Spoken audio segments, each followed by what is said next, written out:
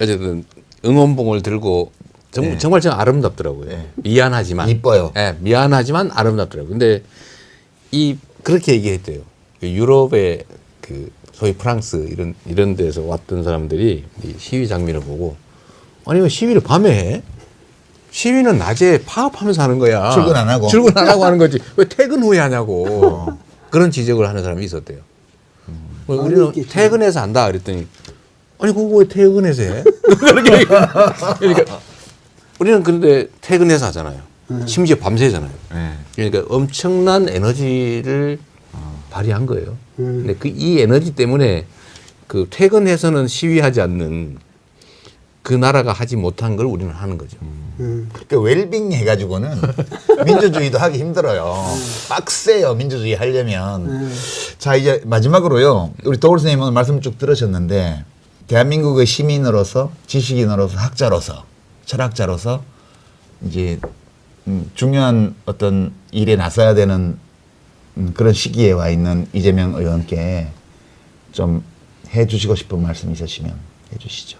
지금 많은 사람들이 뭐 개헌도 얘기하고 자꾸만 그 정치 모델을 뭐 유럽의 뭐 내각제라든가 여러 가지 그 운운하면서 이 바보 같은 소리들을 하는데 결국은 지금 우리가 당면한 문제는 뭐 헌법 조문에 있는 게 아니라 사람에게 있는 거예요. 맞습니다. 그걸 실천하는 과정에서 정말 정의를 구현하고 평등을 구현하고 그래야 되는데 결국은 지금 당면한 문제는 우리가 정말 국민이 사랑하는 그 지도자로서 하여튼 바른 리더십을 한 번도 우리가 이 역사에서 해보지를 못했어요. 얼마나 우리가 이 핍박을 받고 이 민중이 고통을 받으면서 오늘까지 왔고 해방 후에도 계속 이렇게 왔는데 국민들이 존경하고 사랑하는 그런 리더십을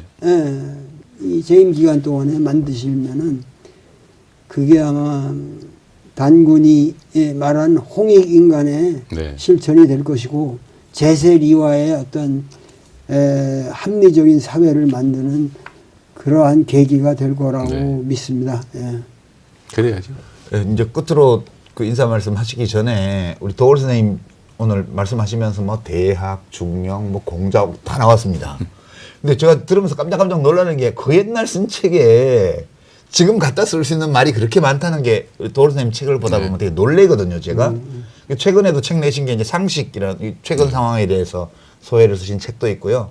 또 이제 옛날 분이시긴 한데 만해 한용운 선생에 대한 책도 2권짜리 내셨어요. 그러니까 요새 나오는 시사 비평 유튜브만 보시지 말고요. 이 옛날 분들에 대해서 옛날 어떤 지식을 가지고 오늘의 일을 조명하는 이런 책들을 읽어보시면 의외로 깜짝 놀랄만한 재미난 얘기가 많습니다. 이 시청자 여러분 참고하시고요. 이제 끝으로 우리 이재명 의원께서 그 좀 힘든 일을 앞둔 그런 시점에서 우리 국민들께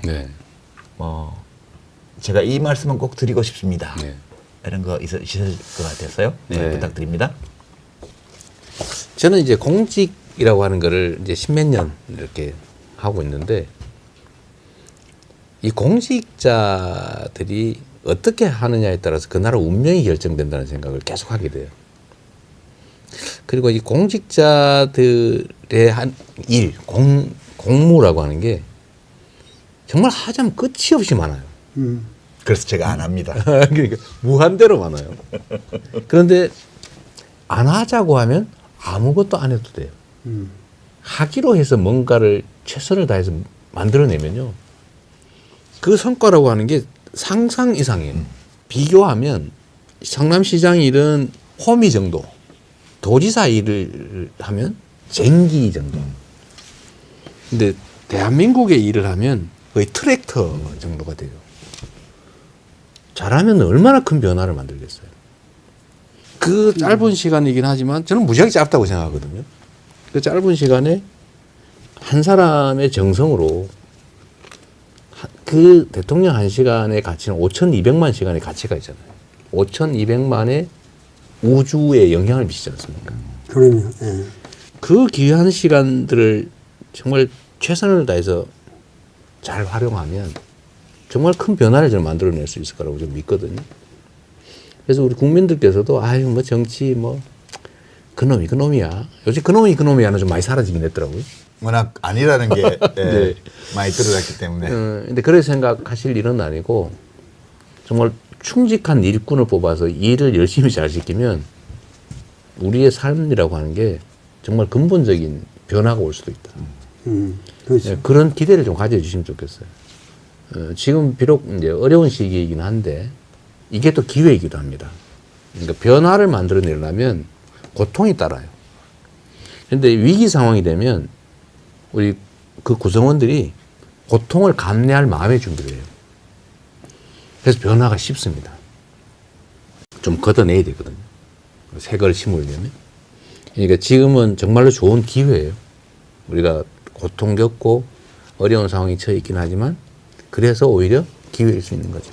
저도 옛날에는 희망을 가지면 좋겠어요. 공부를 맨날 하니까 그 나 나름대로 정당화가 되잖아요. 내 삶에 대해서. 그래서 정치 얘기나 내가 공부하는데 좀 방해되니까 얘기하지 말라고 그랬는데 요새는 그런 말을 못 하겠더라고. 이걸 거치고 나서 네. 내가 지식인으로서 정치를 모른다. 나는 상관없다. 이렇게 말할 수 있는가. 그 순간에 그 양심에 가책이 오니까 네. 참여해야지. 뭔가 바른 발언을 해야지.